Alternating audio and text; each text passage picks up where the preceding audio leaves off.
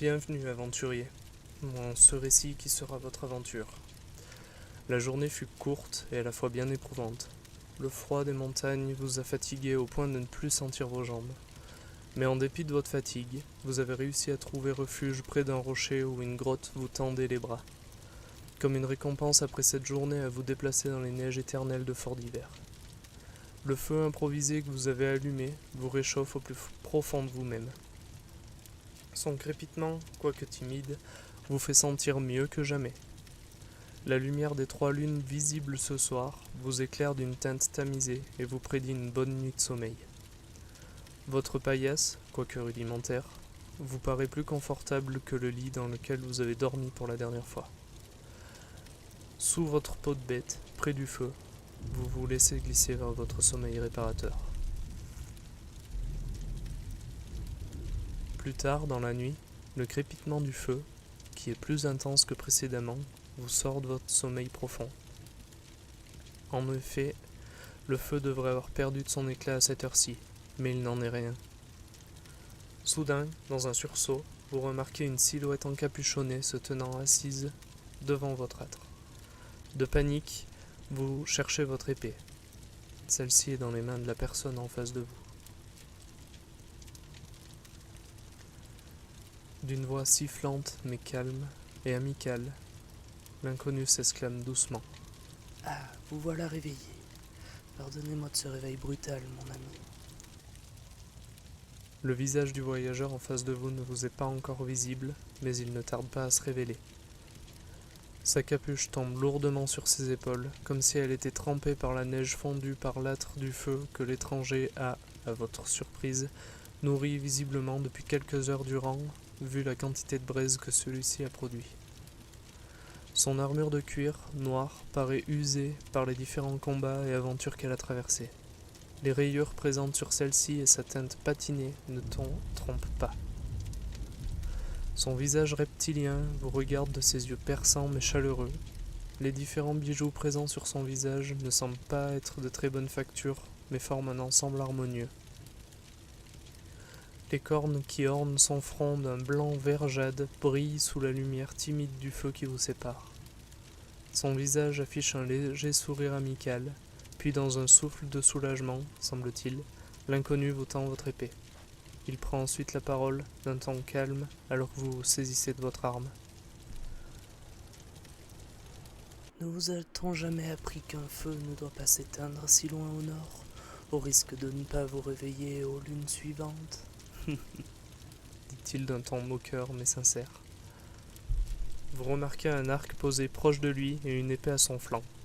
Méfiant envers l'étranger qui maintenant se tient devant vous, vous gardez votre arme en main.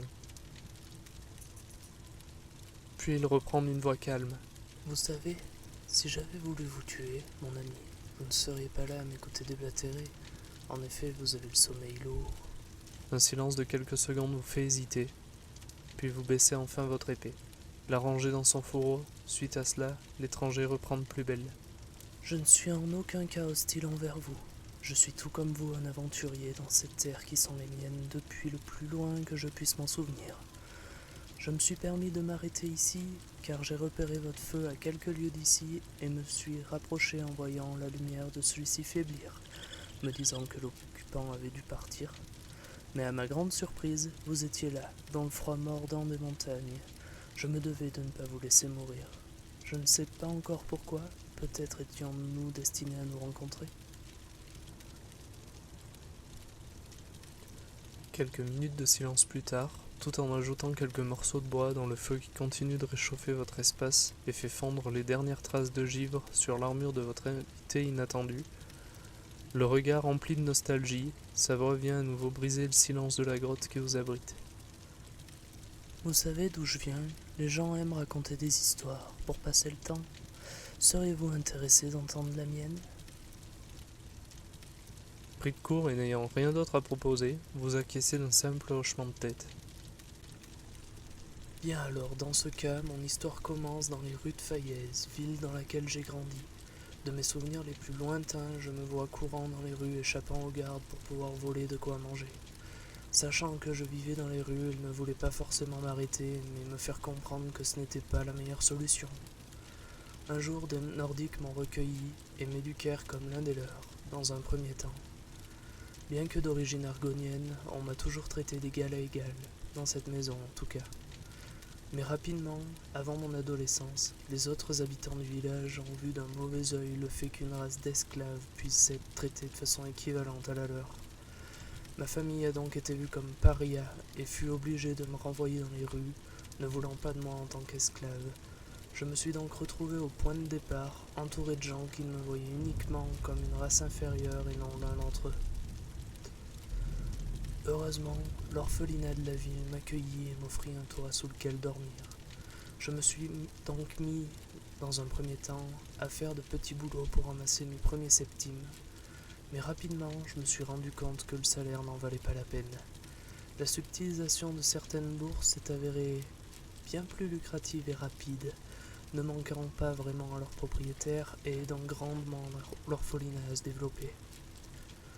Je n'ai jamais volé par plaisir mais par nécessité, et pour ceux qui en avaient le plus besoin. Encore aujourd'hui, je ne m'occupe uniquement des bourses les plus remplies. Mais ne vous y méprenez pas, je n'ai volé personne. Bien sûr, je n'ai qu'emprunté à long terme avec possibilité de non-retour au propriétaire. J'ai aussi une petite réputation auprès des femmes de Faillaise. En effet, il est possible que certaines couches, encore tiédies de la présence de leurs compagnons, m'aient vu m'y glisser, ce qui m'a valu parfois de belles acrobaties sur les toits de la ville pour échapper aux maris furieux que leur compagne ait laissé un étranger les visiter. Suite à une escarmouche dans une caverne dont j'étais un habitué, en effet, la serveuse était une bonne amie, et j'appréciais les bardes de passage contant toutes ces histoires par-delà les frontières de Bord-de-Ciel. Je me rêvais d'ailleurs, à cette époque, aventurier au-delà des sentiers battus, rencontrant tous ces peuples et habitants, sans savoir que j'y serais presque forcé, comme quoi le destin fait parfois bien les choses, n'est-ce pas? Ce qui devait arriver arriva. Je me suis vu recherché dans toute la ville, il me fallut donc disparaître un temps pour laisser passer l'orage. Me voilà donc sur les routes, avec pour seul bagage quelques centimes et mon armure délivrée lors de mon entrée dans la guilde des voleurs de Faillaise. Il est vrai que j'ai aussi dû me battre parfois, les écailles manquantes de mon corps peuvent en attester. Mais je ne suis pas un guerrier, loin de là. Je ne suis qu'un simple argonien à la recherche de l'équité des richesses. Les orphelins n'auraient-ils pas le droit à une plus grande chance pour débuter leur vie? Les veuves ne pourraient-elles pas choisir de refaire leur vie suite au décès de leur mari ou à la fuite de celui-ci? Tant de combats que je suis prêt à mener et à assumer, tant qu'il m'est donné la possibilité d'intervenir, bien évidemment. Mais je m'égare dans mes pensées. Je ne suis pas totalement blanc dans cette histoire. En effet, je reste un voleur aux yeux de la loi. Il marqua une pause dans son récit, alors qu'un vent glacial parcourut la grotte, manquant de peu d'éteindre votre âtre, vous ramenant soudain à la réalité. Il se leva et jeta un rapide coup d'œil à l'extérieur. Au même moment, une petite quantité de neige s'accumula devant l'entrée de la cavité dans laquelle vous vous trouvez, obstruant une partie du passage. Fidarel, restant presque impassible à cette situation, raviva le feu qui paraissait bien plus chaud maintenant que l'entrée ne laissait presque plus passer l'air gelé. Une fois assis à nouveau, il reprit son récit. Sur les chemins, je rencontrais beaucoup de gens comme vous, aventuriers, explorateurs, caravaniers, assassins et autres roturiers. J'y fis des rencontres mémorables, telles que cet elfe qui brûlait d'un désir de gravir les échelons de sa communauté pour servir au plus proche de sa reine, ou encore cette Khajiit qui cherchait la rédemption suite à une erreur de jugement pendant la guerre. Un soldat n'a-t-il pas le droit à l'erreur dans le feu de l'action? J'aurais tant d'histoires à vous raconter comme celle-ci, mais serez-vous toujours à l'écoute pour que je vous les raconte? Les nuits en bord de ciel peuvent paraître une éternité sans histoire à raconter. Que diriez-vous de les entendre?